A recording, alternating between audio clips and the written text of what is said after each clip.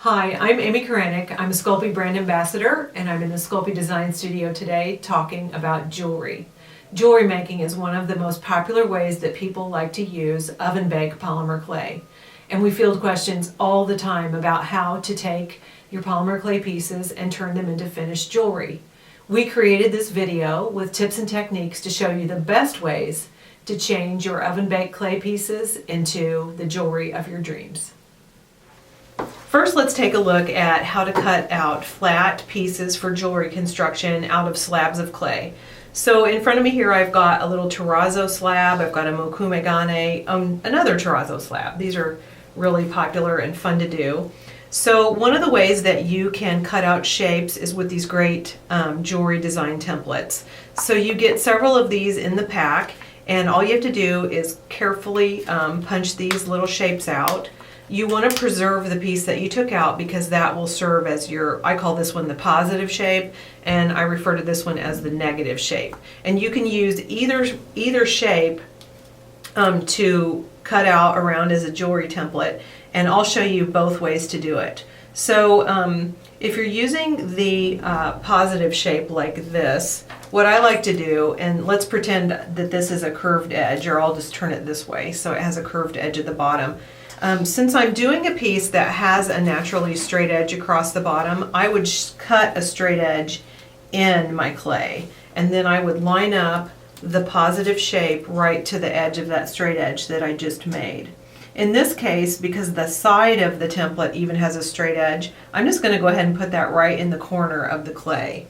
Now at this point, I've used my straight blade to get started. I could continue cutting around this with the straight blade, or I could use a needle tool to cut around the edge. And I'm just going to scooch it over so you can see how I cut all the way around. I'm going to use a needle tool to follow the edge and to go to the conformity of the curve. So I start at the bottom and I pull upward, and I'm going to stop at about the top. Then I'll pull my needle out and just remove that little bit of clay that's there. Now I'm going to start on this side at the bottom and pull up again. Now the reason I like to pull from the bottom is because I find that when I pull down, I generally am going to pull some of this excess clay past the corner, and I want my corners to be super neat. So I always start at the bottom by the corner and then pull upward, and I'll keep my needle tool really straight until I get to the top and join it with that first cut. Now I can remove my excess clay, and I just gently peel up the little jewelry template. The templates are great because you can see right through them. You can line it up exactly where you want it in the pattern of the clay. They're so easy to use because they're translucent and see-through.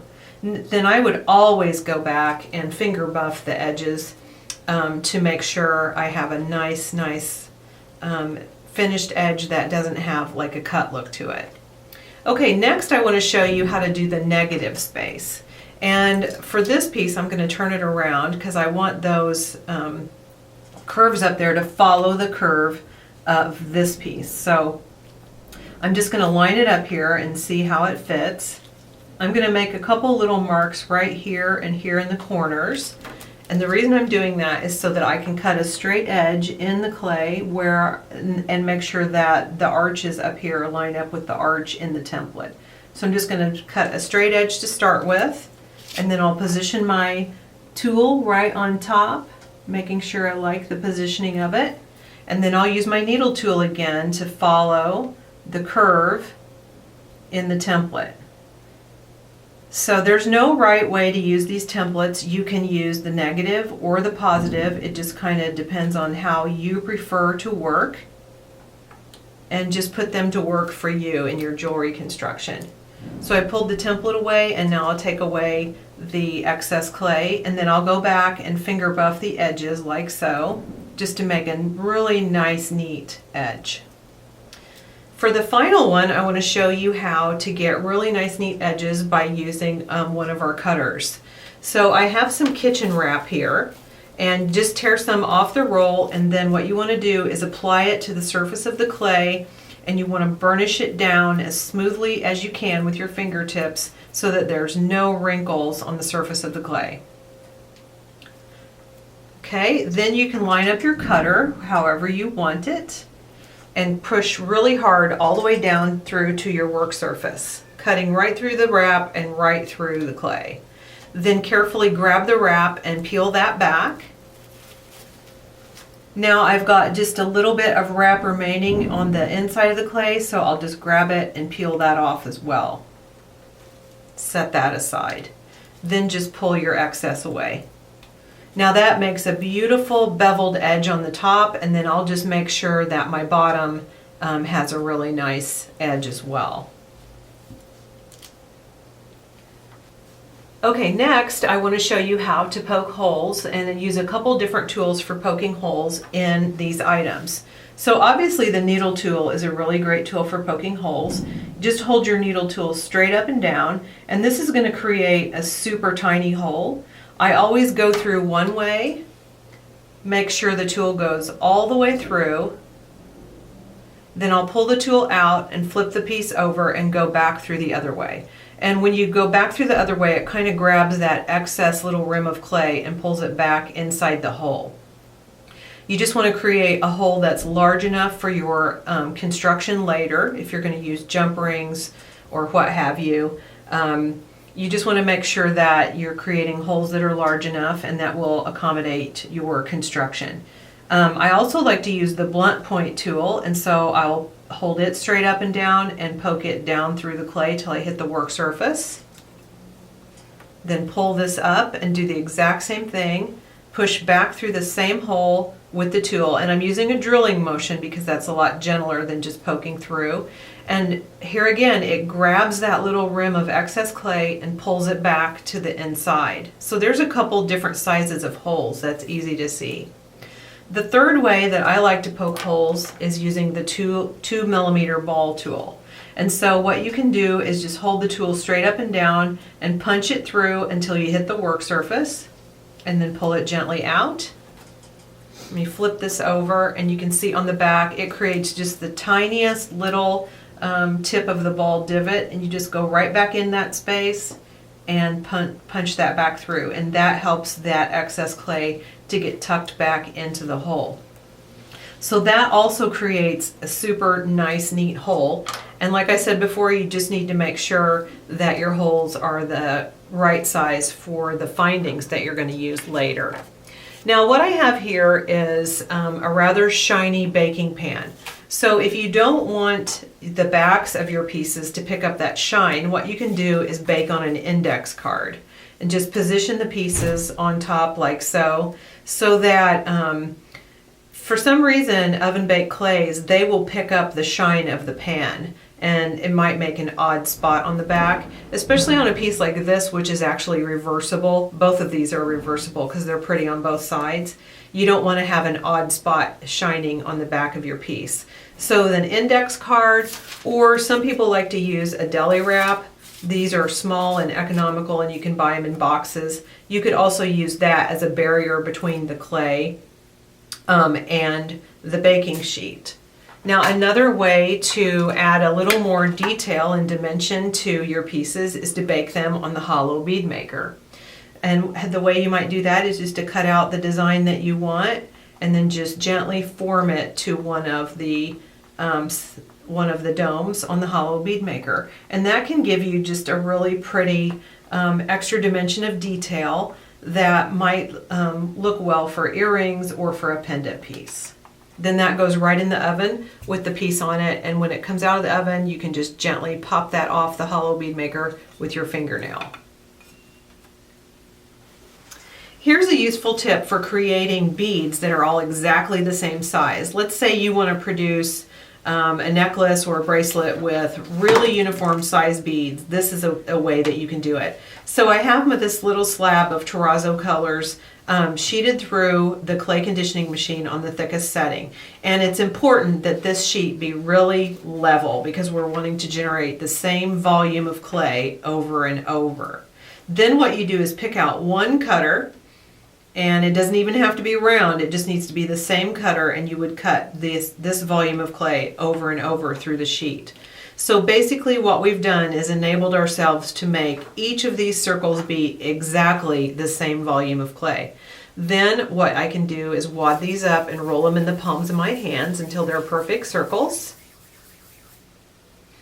And voila, you're going to have the same size bead every single time because it was the same volume of clay.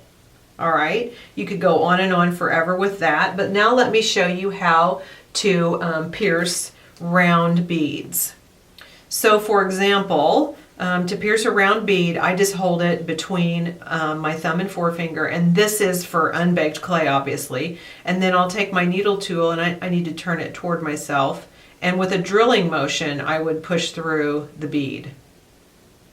Then when just the tip of the needle tool comes out over here, you can barely see it, I'll pull the needle back, and then I'll poke right in through, and you know what, I can't see it because the lights are so bright, so I'll just do it again and I'll poke through a little better so I can see what I'm doing.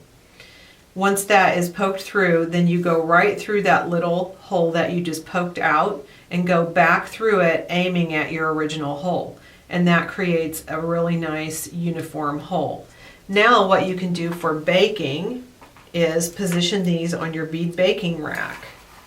And you can also use the skewers that come in the bead baking rack to poke holes, or you can poke them with your favorite bead piercing tool. Just position these on the skewer and put these right on your rack. Now the great part about the bead baking rack is it elevates your clay up off the shiny surface of your baking pan, and that way you get uniform baking all around without any of the clay touching the shiny surface of the pan. Now I just thought of one other way that I want to talk to you about piercing beads, because this bead actually has a pattern that's not the same all around, and I want to, let's say I want to get the hole right through here and I want it to come out right there. So you just need to be really careful about how you do that. Pierce through from one side, and then what I do is I put my finger right where I want the hole to come out, and for some reason the tool will just kind of find the tip of your finger, and when I feel it touch, there it is, it's coming right through that gray space where I wanted it to be, and then I wiggle the tool back out, and then I go back in right through that same place and aim for the same hole. So sometimes you want your hole to be in an exact location, and so that's a good tip to use your finger as the target. Just stop short of poking the needle tool into your finger, and then that goes on the bead baking rack. Now I also have here the bead baking pillow, and what is good about it is that if you have beads that are oddly shaped, like this lentil shaped bead, and you don't want to get a shiny spot on it, you can use this pillow, and it acts as a support and a cushion, but it also acts as a barrier between the clay and the shiny pan. And the clay itself won't pick up the texture of the baking pillow. It just sits right there on it and makes a really good surface for baking oddly shaped beads. Let's take a look at how you would use a Dremel tool to drill holes in baked beads.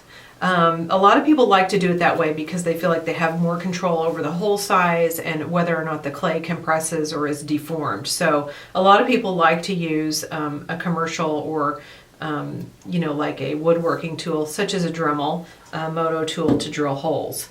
In order to have a baked bead with the position marked for the hole, I want to show you a little tip for making a flat bead, and this is from a cane. What I do a lot of times is I make flat beads like for bracelets or for watch bands, and I like to use about a 5 to 7 millimeter thickness of bead because it lays really nice and flat on your wrist.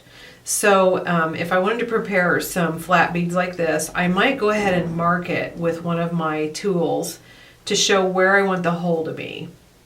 And then I would bake it like that on my baking pan, and that would give me a little indication of where I want the hole to be. So that would get baked. Let me make that a little bit deeper. And then once it's baked, I'll show you how the hole, how you'd use that hole marker. So in order to use a Dremel tool, I always have a little piece of wood, and I always try to aim for the hole in the wood that I've already made from drilling beads over and over and over. But that little hole actually acts as a nice guide so that round beads don't roll away. So I want to get myself in a good position where I can look down on top of the bead, and I'm going to hold it with my thumb and finger. I'm going to start the drill up, and I'm going to put it about to its middle speed setting. This Dremel has 5 speeds. I've had it for over 20 years. I just keep using it, and you can even change the drill bit. So I want you to know that these are really easy to use. Don't be intimidated. They have a very short learning curve. They're very natural to use, and they're small, and they even make smaller ones than this now. So once I turn it on, I'm not going to talk anymore because I just want you to see what I'm doing. I'm going to hold this tightly right above the hole in the wood. I'm going to position my drill straight up and down, and I'm just going to push straight down. Now in my studio at home, I would have my head way over the top of the bead so that I can look at the bit going straight down through the bead. That's going to be a little bit difficult because I don't want my head to block the camera for you. So I'll do the best I can to make a really straight hole, but you'll forgive me if it doesn't go completely straight with my head in the way. Okay, I'm going to turn this on, and once I turn it on, I'll try not to talk. I'll just try to let you see how it works.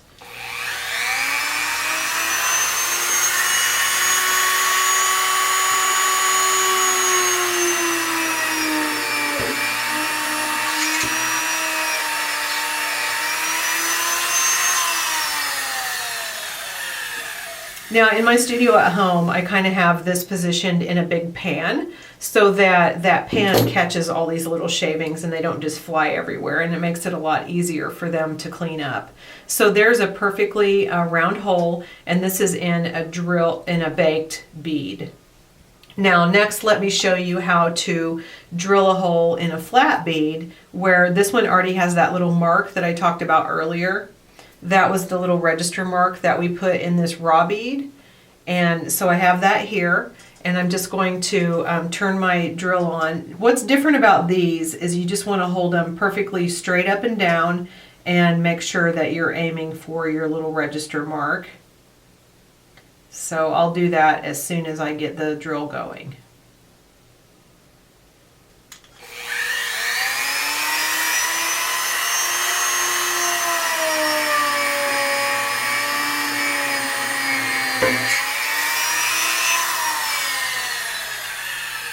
And voila, that drills perfectly straight through. Now flat beads like that can be a little nerve-wracking at first because you're actually holding so close to the drill bit, but it's so easy to do, and you'll really enjoy doing it once you get the hang of it and find out that it's really easy and really quick. Next, I want to show you how to drill through a flat piece that we baked on the hollow bead maker. And so for this scenario, if it was a perfectly flat piece, or since it's slightly curved, what I'm going to do is I'm going to position the drill bit so that the drill bit is perfectly perpendicular to the surface of my clay. And so even though this has a little curve to it, I am still visualizing my drill bit going through that perpendicular. So I'm just going to position that on my wood block and then turn the drill on and go right for that space right there.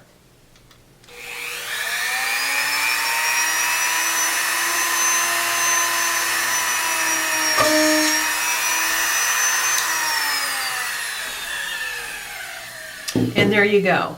It makes perfectly shaped holes. You can change the size of the hole by changing the drill bit.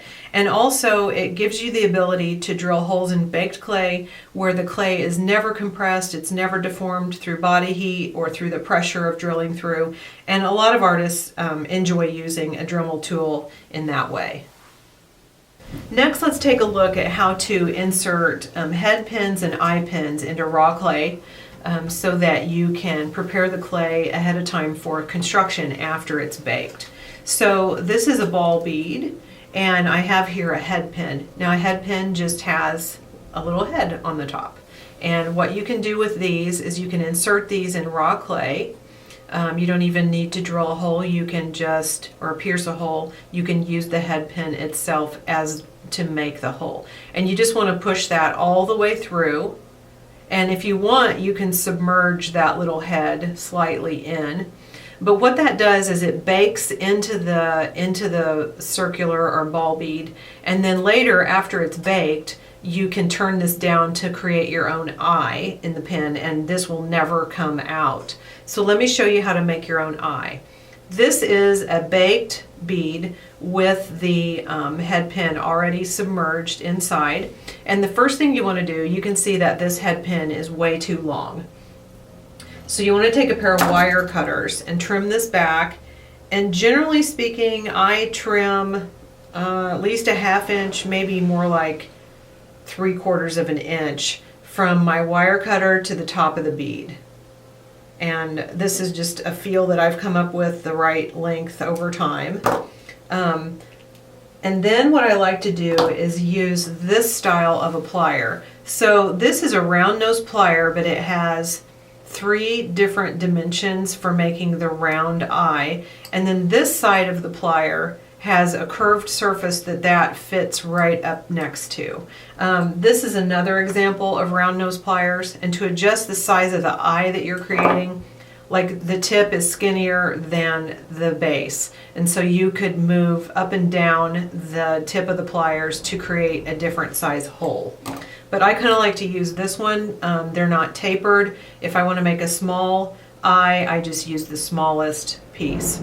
What I want to do is crimp the wire between the flat or the flatter side and the size hole the size post I want to make, and I just start gently turning.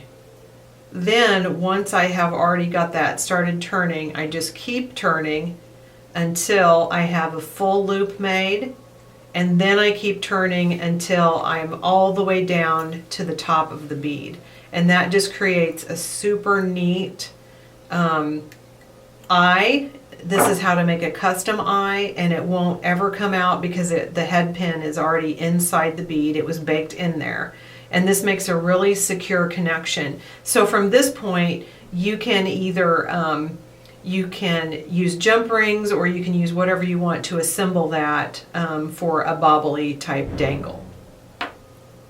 Next, let's take a look at at using an eye pin or a head pin and sandwiching them in between layers of clay. So I'm just going to cut out 2 exact same size shapes and discard my scrap. And I'm just going to smooth these real quick, make them look super neat. Okay, so all I'm showing you here is that you can use head pins or eye pins to achieve the same purpose. And what I can do in this situation is I can embed the eye in one side, and I can embed the head in the other. And I'm just showing you this because sometimes when you're working on a project, you might only have head pins or you might only have eye pins, but for this process you can use them exactly the same way. Then you just sandwich another clay piece that's exactly the same size right over the top. And that completely encapsulates both the head and the eye, and you'll never know which was which once this is baked. And then at that point, after it's baked, you can use your round nose pliers again to bend both of these into custom sized eyes that could help you connect several pieces like this together in series. Okay, so one thing I wish I had learned at the start of my career was that there's no exactly right way to do all of these things. You can do it however works best for you. You can mix and match. You can use eye pins and jump rings and head pins and everything in lots of different ways, and there's no exact right way to do it. You can just discover what is best for you and what works best, you know, for what you have to use or your method for work. As long as it holds together well, it doesn't matter which way you use them. So here I have again cut 2 exact same size shapes, and what I want to show you is how to turn, if like, let's say you really want to use this shape of an eye pin and have it exposed on the outside of the clay instead of buried in the clay like I did here. So if you want to use the eye that comes with the pin, what you can do is take any pliers and bend a hook in the end of your eye pin. And what you want to do is, if I have the eye horizontal to my work surface, so I want the hook to also be horizontal to my work surface. So all I'm doing is creating a catch in the clay, in the eye pin that will get stuck in the clay. So I can position this so that the eye pin just barely sticks out, and I'll push it down level to the surface of the clay, and then I can sandwich with my matching piece, I can sandwich that hook right in between there. And that will never let that eye pin come out through the clay. Once it's baked, it will be super secure in there and super flat. People will wonder, you know, how you got that in there. So I'm just going to lift this up. Now, another way to do this, some people might prefer to slide an eye pin in from the side of the clay, and then after it's baked, you could carefully remove the eye pin and put some super glue on it and put it back in the hole. But I prefer this method. You handle it less, you bend that hook in the eye pin before baking, and then it's just permanently in place. So this is the method that works best for me. Then that's ready to be baked. Next, let's take a look at sandwiching some jump rings between layers of clay. And the reason you would do that is because, ooh, that's really pretty on that side. I think I like that even better. So the reason you might sandwich eye pins between clay is so that you can use them to hang little baubles or little charms. This gives you an anchoring place to hang things from after the clay is baked. So what I want to do is I'm lining up my jump ring on the edge of the clay, and if you notice, I've got the seam in the jump ring up there embedded in the clay. I don't have it down here where it will be exposed. So I'm just positioning these little jump rings along the edge, and I'm making sure enough of the jump ring hangs down past the clay to create a little connector. That's all I'm doing, is making connectors for bubbles and for other beads to be applied. Now I can just, that's a little stretched out, so I'll make this bigger. I can apply this sandwich over the top of clay, and I just want to really smush this down nicely. And when this bakes, then I will have 2 layers of clay with a row of connectors sticking out, and then I can feel free to hang charms from that or to hang other little elements, creative elements. And the jump rings are baked permanently in place. They're not going to come out because they are a continuous loop, each one. And then that makes a beautiful place to connect some little charms.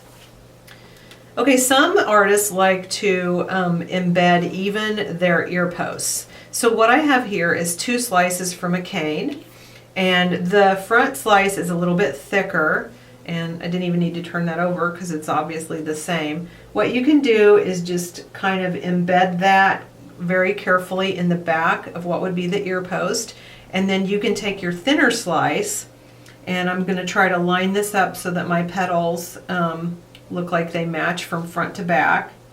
And we're just going to fully disguise the ear post inside of clay. So I'll just push, my hands are sticky and the clay wants to stick to me. All right, and just slide that down over the post. And then when I get down here to the bottom, I'll just gently tap. And sometimes I'll take a straight edge and get right up close to the ear post and push that clay down so it really sticks. And it's even sticking right up close to the ear post and not creating, you know, like a little bump there. So now you can bake that, and you'll skip the gluing process if you want to. You've got an earring with the ear post already enclosed. But you do want to be careful about how thick this back clay is, because you don't want to shorten the ear post too much to make it unwearable. But that's pretty, You can figure that out. I know you can. That's ready to bake with the ear post in place. Okay, now let's take a look at assembling some earring styles with already baked clay. And this one is going to have an ear post and an ear back. And then this set is going to be a dangle earring with an ear wire. So for this one, I'm going to use the big opening there as the hole for a jump ring, and then I'm going to string the top of the jump ring through that little hole that's already baked in place. So to open jump rings, you want to find the little seam in the jump ring and you want to twist. I like to use 2 pairs of pliers. If you have really strong fingers, you can use some pliers and your fingers. I just grip on either side of the seam with my 2 pairs. I twist 1 pair of pliers toward me and 1 away. You always want to open jump rings by twisting. You never want to stretch jump rings open, because when you stretch them, you eliminate their memory that they have for coming back together at the seam. So always just twist them open, and then you'll want to twist them right back together. Now I need to reopen that because I got to put my top layer, my top piece on. And this is a really big jump ring, so it's kind of soft and easy. So what I want to do now is make sure the front of my top bobble gets lined up with the front of the bottom piece. So I'm going to take the jump ring through the back, and now I'm ready to close this because I have all my pieces in place. So when you close a jump ring, you want to make sure the tension between those 2 sides comes right together at the seam. And then what you can do is spin the seam toward the back. Okay, now it's easy if you want to just glue on an ear post, and your choices for glue with oven baked polymer clay the best choices would be like a super glue gel or an instant drying gel or a silicone glue. I like using either of these. I probably use E6000 the most because I feel like the time it takes to set gives me a little bit more ability to move around, and I'm not so pressured with the instant dry mechanism of super glues. And then just put your post right down in there. Now because I already have that jump ring in place, it's holding my top bobble at a little angle, and so I might want to just prop that up while the silicone glue dries so that it dries completely flat. Or you could glue the post on first and then assemble the earring. Next, let's take a look at assembling a dangle earring. I already have a jump ring between my bottom bobble and my top piece, and then I have another smaller jump ring right here. Now, if I were to just go ahead and put the ear wire on, here's what would happen. The ring in the ear wire is perpendicular to my top jump ring, and so that would cause the earring to not be oriented correctly to the face, because what I want ideally to happen is I want the ear wire to be parallel with this jump ring, which makes it the ear wire perpendicular to the art. So in order to change the orientation of the ear wire, what I like to do is just insert another very small jump ring. Now for my purposes, I would probably use even smaller jump ring than this, but that's kind of hard to see for the camera to pick up the smallness of what I'm doing. So I'm opening a jump ring. I'm going to insert it here to this jump ring, and then I'll go ahead and insert the wire on the fishhook wire, and then I'll tighten this all back up, making sure that my seam comes, really nicely closed.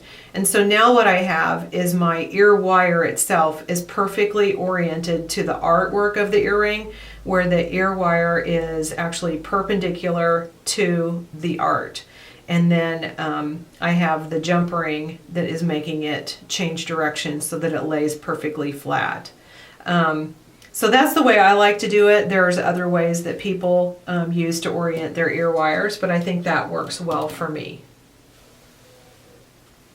I want to show you how I deal with turning liquid Sculpey pieces into jewelry components by embedding jump rings or embedding head pins or eye pins into the liquid while it's baking. So I'm going to show you that first, and in order to show you that, I kind of have to start backwards because these pieces are already baked. And what I want you to know is that, for example, these little bobbles here, the way that you can do that is by embedding either an eye pin or a head pin in the liquid. And I'll show you exactly how I did that in just a second, but I want to make sure you understand that I've embedded eye pins and head pins into these liquid areas.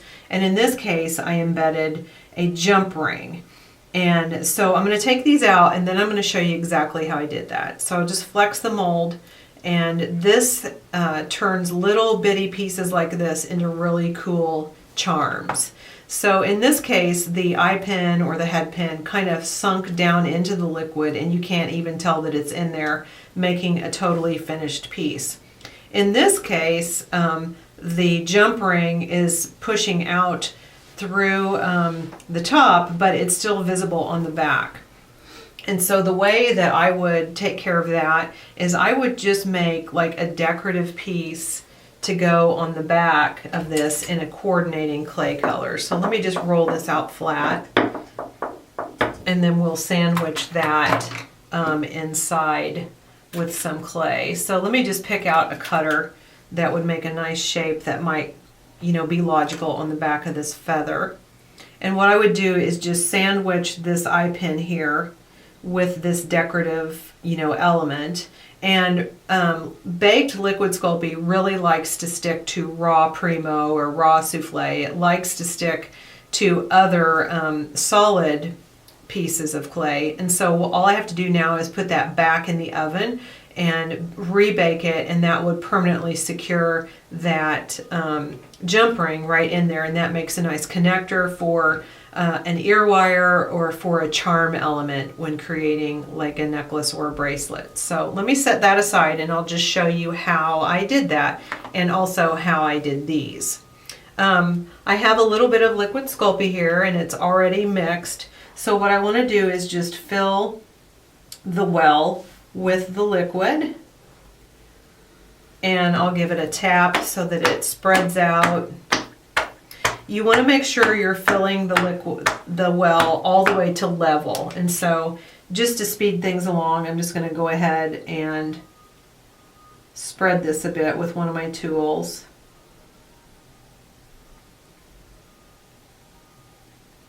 Okay, just fill to level. Now next I'm going to embed this jump ring, and embed's not really the right word because we're not actually embedding it, but what we're doing is getting it in position. And what I like to do is just sneak it over the top edge of the shape, and it's a little tricky because you want to make sure that enough of the jump ring is sticking out above the shape so that you can use it as an honest connector. And you don't want to tip so much of the jump ring in that it starts to sink. So that will work out fine. I would bake the mold, and then I would have a little connectable feather when it comes back out of the oven. Now let me show you how I approached this situation here in making these little charms. So first I would put just a little bobble of the liquid Sculpey right in the center. And I might even just go ahead and use a tool to make sure all those little points of those delicate stars are filled up.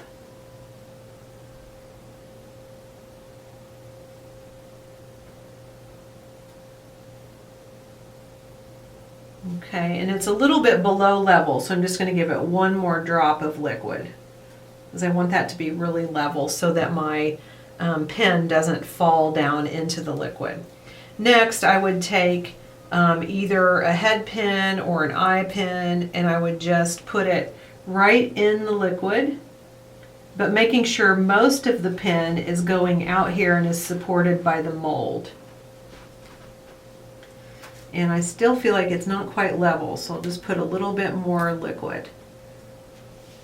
And then that would go right into the oven, both of those. When they come out, this one, these smaller ones seem to work super well. I didn't put any liquid on top of it. It just kind of fell down into the liquid, and made like this nice little charm. So once this is baked, you can take your round nose pliers and bend this down into your own eye. And because we embedded the eye or the head pin down in the liquid, this is not going to come out of here unless you just really try to tear it up. And that's going to make just a super cute little charm. Now here's a trick that I like to do. You can see if I lay this down that my eye is way off center. And so what I want is I want that eye to be right centered on top, just like it is here. This eye is centered over the post, and so I want this eye to be centered over the star. So once my eye is curled, I'll just put my pliers back in and rotate the eye to the center point so that it hangs neatly for a charm. And then that makes just such a cute little delicate charm, and you could make these in tons of colors, and you could use glitter. You could use all kinds of effects to make some liquid Sculpey charms. Okay, now let's take a look at this one, because this one is super similar and yet different. In this one, what I did was I created, this is the original eye from an eye pin. And so what I did was I bent the other end of the eye pin to create a hook that can't be pulled out. So just take a pair of pliers and bend the eye pin up like so.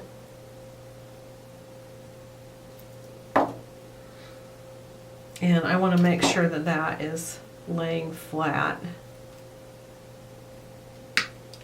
So just all I'm doing is making a little bitty hook that can't be pulled out of the liquid. So now I can fill up my shape with the liquid.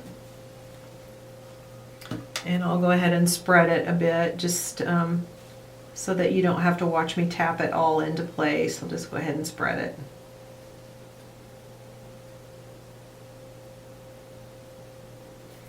I'll give it a little tap so it spreads.